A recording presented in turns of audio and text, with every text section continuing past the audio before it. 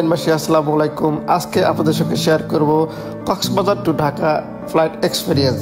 ইতিপূর্বে নভোএয়ার এবং ইউএস বাংলাতে চড়ার এক্সপিরিয়েন্স হয়েছিল, তবে এবারে এয়ার এস্টাতে আমার ফার্স্ট এক্সপিরিয়েন্স। মানে উঠে বসার পর সামনে সিটে দেখতে পাবেন সিট বেল্ট বাঁধার একটি লিফলেট। মানে উঠে কিছুক্ষণ বসার পরেই শুরু হয়ে গেল আমাদের জার্নি।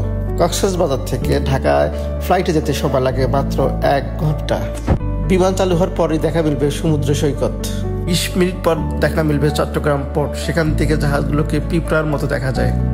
30 মিনিট পর পেয়ে গেলাম একটি 250 ml পানির বোতল এবং একটি খাবার প্যাকেট খুলে দেখলাম এখানে রয়েছে একটি স্যান্ডউইচ, যা একটু শক্ত ছিল এবং খেতে একটু কষ্ট হয়েছে। 50 মিনিট পরে চলে এসলাম ঢাকা শহরের উপরে, যেখান থেকে ঢাকা দেখতে একটু অন্যরকম লাগে। দেখতে শেষ হয়ে যায় আমাদের যাত্রা। আমরা 1 ঘন্টায় চলে আসি ঢাকা ইন্টারন্যাশনাল এয়ারপোর্টে।